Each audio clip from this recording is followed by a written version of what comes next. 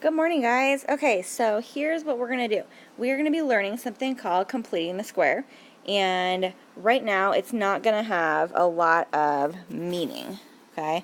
So we're just going to be learning kind of this process, and it's going to seem kind of weird at first, but I'm just going to be teaching you guys this to get some muscle memory down, and just teach you a process, okay? It's going to be a lot more meaningful in about 5 minutes, okay? So right now, I just want you to copy the things that I do, and it's going to make more sense later. So you have this big worksheet with tons of problems in front of you. We're just going to learn this process. So I want you guys to grab your pencils, and I want you to draw an arrow right here, and I want you to put a -5, okay? And on number 2, I want you to draw an arrow here, and I want you to put the number that you think goes there. And then I want you to pause and talk to your partner and see what number you think goes there. And I want you to do the same thing on number 3 and number 4. Okay, so we're going to pause the video for a second, and I want you to talk about what number you think goes there and why. Alright, so now that you guys have talked about that, hopefully you guys all agreed that we're going to have a 12 here. Okay, so we're halfway through this process. Now we're going to draw another arrow right here. And this number here is going to be a 25. Okay, so I want you guys to go ahead and draw your arrow over here on number 2. And go ahead and put whatever number you think is going to belong right here. And then I want you to talk about the same thing on 3 and 4. So go ahead and do that. And then I want you to pause, talk about your answers, and then see if you agree on 3 and 4. Okay? Alright, so hopefully you guys have done that, and you guys got 144 here. Fun fact, special word for 144 is gross, just like a special word for 12 is dozen. Fun fact, okay, you can call 144 gross. So if you guys ever see 144 come up with a problem and I'm like, oh, that's gross, that's why. Alright, so what we're going to do is I'm actually going to have the sub pause the video for like 10 minutes. And I want you guys to go through and do as much of the worksheet as you can and just get through this and see if you can just kind of commit this process to memory, okay? Now, once you get partway through, you're going to run into some that have fractions. That's okay. Don't be afraid of that. I want you to pull out your calculators, and I want you to remind each other how to use the frac button on your calculators, okay? So, pause the video, come back to this, okay? And we're going to take a look at this again. We're going to make sure to learn some new processes in a few minutes, okay? So, take about 10 minutes, practice this, get really good at it, help each other out, okay? Okay, so now that you guys have gotten good at that process, what I want you to kind of understand here, okay, is that we're going to take a look here, and I want you to write this out. Now, you guys have space to fill this in right here. I have this big marker here, so I'm going to write it down below just so you can see it. So what we're going to do is we're going to take this number and we're going to fill it in for the C right here, okay? And so what I'm going to do is I'm going to rewrite this as n squared minus 10n plus 25, okay? Pause for a second, talk to each other about how to factor that. Alright, so hopefully you guys were able to factor this into n minus 5 and n minus 5, which I can actually write as n minus 5 squared. Now hopefully you guys can see some connections here. If I really had my act together here, okay, I don't know if I can use my tool correctly here, but nope, that's not going to work. Alright, but here I can take a look, and I can actually... I'm going to move this out of the way. Maybe, I don't know. Okay, so if I had written this correctly, guys, you guys can see that this -5 right here belongs right here. So that's one reason why this process is really important, that we can see that -5. The 25 is going to be important in a minute, but the -5 is also important because we can see it in the factor. So let's go ahead and talk about what this guy here, if I rewrite this as y squared plus 24y plus 144, what that's going to factor into, okay? And then talk about that on 1 through 4, all right?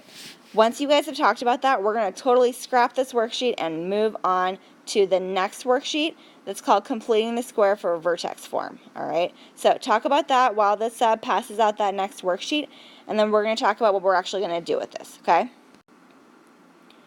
All right, so here is your first problem on the next worksheet. So if we take a look at this, guys, first of all here, if we take a look at this, if I was going to ask you to factor this, so yesterday we looked at a bunch of those, we looked at the parabola on the bell work, and I had you guys factor it, and we talked about it. This one here is not going to factor, okay? If I tried to set this up, and I had here a couple of sets of parentheses, okay, it's just not going to happen, all right, because 17 is prime. I'm not going to be able to come up with any numbers that multiply to get 17 and add up to negative 8, okay? But I am going to be able to do something else with this. So what we're going to do is we're going to take this 17 and we're going to push him off to the side just for now. And it's going to look like this. We're going to have my y equals x squared minus 8x, and we're just going to push the 17 over to the side here. All right? And now what we're going to do, boom, I'm going to drop this little arrow, and all of a sudden I just jogged your memory. You guys just did a whole worksheet full of this, and I hope you guys are seeing that this is going to be a negative 4 and then a 16. Alright, so now that I've got that, what I'm going to do is I'm going to take that 16, and I'm actually going to plug it in right here. And I'm going to have a plus 16.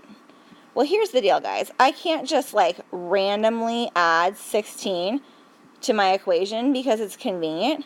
That changes the whole value. Now, I had a lot of students yesterday who were like, oh, well, I can just add it to the other side and keep it balanced. Well, can you guys picture if I was going to graph this in my calculator? I can't change this side of my equation.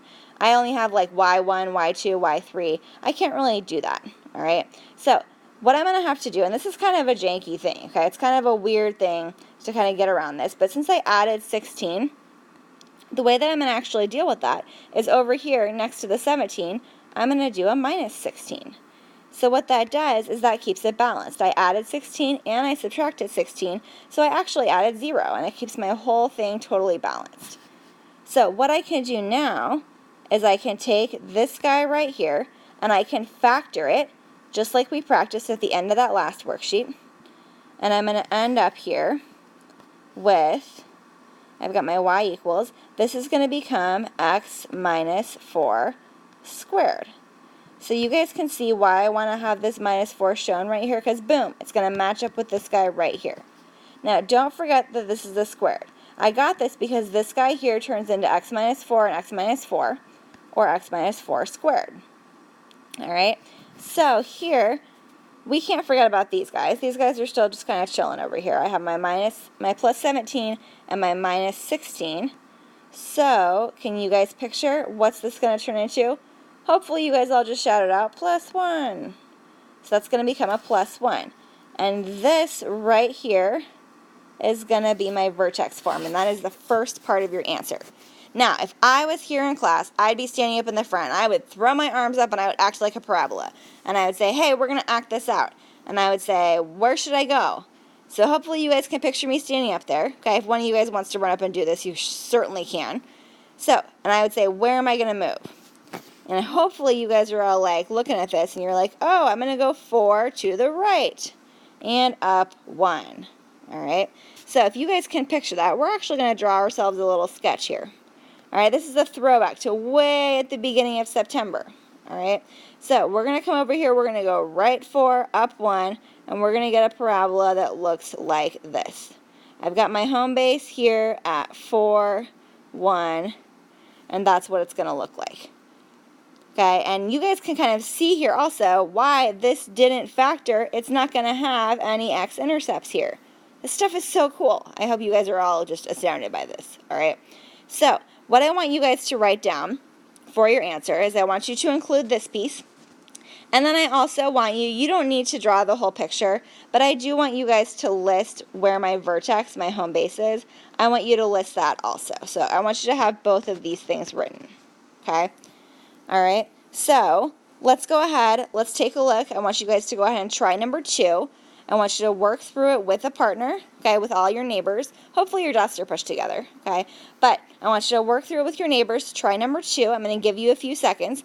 I'm going to work through number 2 up on the screen silently while you guys work so you can check it when you're finished, okay?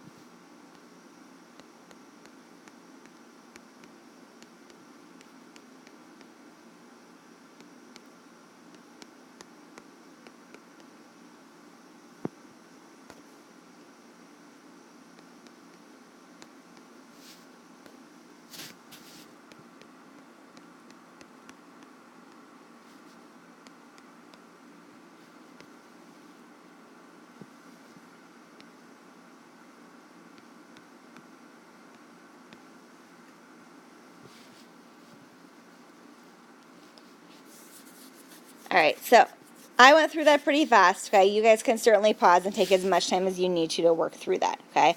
But the things I need you guys to be careful about is I need you guys to be careful and make sure that on this one, that this guy is negative, this is going to be positive because I squared it, okay?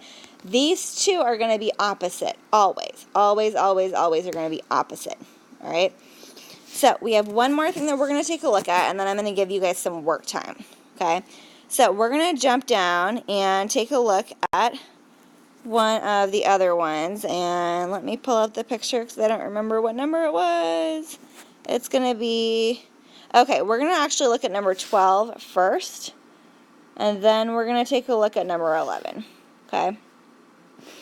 All right. Actually, I'm just going to push number 11 out of the way. Yep, too bad for you. All right. Okay, so number 12 is weird because it has a coefficient. All right, so what we're going to have to do, and the most important piece, is that we need to take the 74 and push them out of the way first. And I want you to write that on your paper, that you're going to take the 74, push them out of the way first. So I'm going to have y equals 2x squared minus 24x, and push the 74 out of the way first. All right, then I'm going to take my, here, this guy is kind of weird because I have a coefficient. What I'm going to have to do is factor that guy out. Now, you guys might be noticing there's a 2 and an x in common here, but I don't want to take the x out. That's not going to help to get it in vertex form. So I'm going to take out the 2, and I'm left with x squared minus 12x. Now, don't forget the 74. He's still chilling over here. Now I'm going to go through and complete the square like normal. So I'm going to have negative 6. This is going to become a positive 36. So I have a plus 36. Now, I want you guys to pause and talk about this for a second. Here, take a look, okay? Did I actually add 36? No, I didn't. I didn't add a 36. Do you guys see what's going on here? This is not a 36. It's actually a 72. Do you see why? Okay? This is 2 times 36. It's actually a 72. So when I subtract it over here, I'm going to have to do a minus 72. And I'm going to actually make note that that's here. Okay, that 72 came from 2 times 36. All right. So now I can go through. This 2 is still here. He's just chilling on the outside. I'm going to complete my square, and I have x minus 6 squared. And then when I combine these guys over here, my 74 minus my 72 is going to give me a plus 2. Now, if you guys remember when I graphed this, okay, my home base, I'm going to go right 6. And then up 2, and then if you guys remember, this 2 doesn't affect where my home base is. It's just going to stretch it and make it real skinny. All right? Okay, now I'm going really fast. You guys can pause this as many times as you want and talk to each other as much as you need to. Okay? All right, so we're going to look at one together.